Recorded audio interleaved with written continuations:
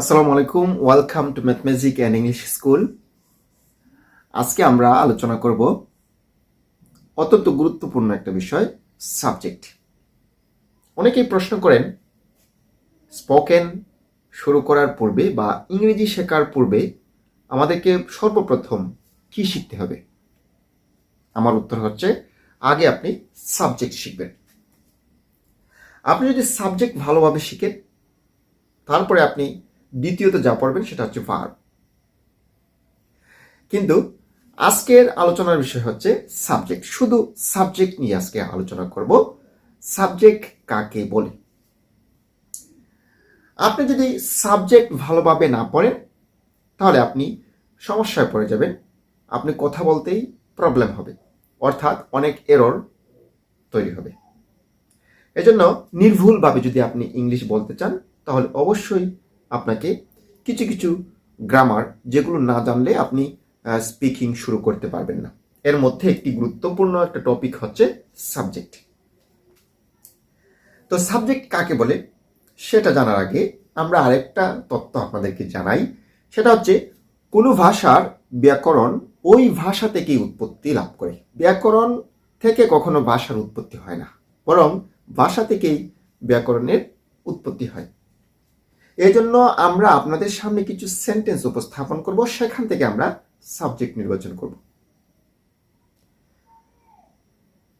Rafiq goes to school. Rafik is a boy. Rafik has a car. Rafik can play. এই যে সেন্টেন্সগুলো বললাম, এখানে প্রত্যেকটি সেন্টেন্সে রফিক হচ্ছে সাবজেক্ট। আমরা সাধারণত যে ভুলগুলো করি ইংলিশ শেখার সময়, সাবজেক্টের সংজ্ঞা শেখার সময়, সেটা হচ্ছে বাক্যে যে কাজ করে তাকে আমরা সাবজেক্ট বলে ফেলি। হ্যাঁ, বাক্যে যে কাজ করে সেটাই সাবজেক্ট। কিন্তু এখানে যে সেন্টেন্সগুলো আপনি দেখতে পাচ্ছেন, Rafiq is a boy, Rafiq has a car, Rafiq can play, দেখুন এই সেন্টেন্সগুলোতে কিন্তু রফিক কোনো কাজ করছে না, তবুও রফিক এখানে সাবজেক্ট। তাহলে সংজ্ঞায় আমাদেরকে ওই সকল সেন্টেন্সগুলোকে নিয়ে আসতে হবে যে সকল সেন্টেন্সগুলোতে রফিক আছে, এবং রফিককে আমরা সাবজেক্ট হিসেবে সারা জীবন পড়ে আসছি। এজন্য শুধুমাত্র বাক্যে যে কাজ করে তাকে আমরা সাবজেক্ট আজকে থেকে আর বলবো না। তার মানে এই নয় যে বাক্যে যে কাজ করে তাকে সাবজেক্ট বলে না, এটা আমি বলছি না।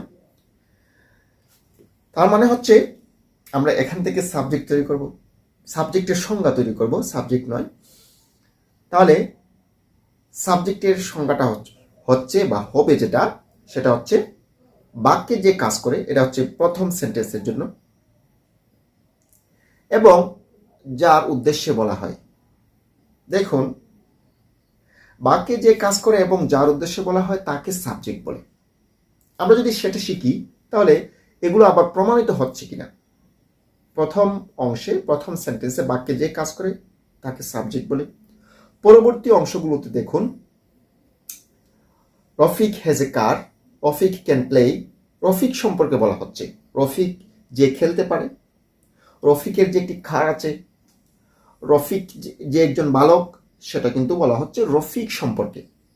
সুতরাং এটাই প্রমাণিত যে বাক্যে যে কাজ করে এবং যার সম্পর্কে বলা হয় তাকে সাবজেক্ট বলে। আপনি আমার এই কথাটি নোট করে রাখতে পারেন এবং মুখস্থ করে নেবেন। পরবর্তী ক্লাস আমরা দেব হচ্ছে ভার্ব নিয়ে। এখনো পর্যন্ত যারা সাবস্ক্রাইব করেননি, অবশ্যই আমাদের চ্যানেলটি সাবস্ক্রাইব করবেন, এবং বেশি বেশি ভালো লাগলে অবশ্যই আপনার বন্ধু বান্ধবের কাছে আমাদের ভিডিওটি শেয়ার করবেন। আজকে এতটুকুই। আসসালামু আলাইকুম।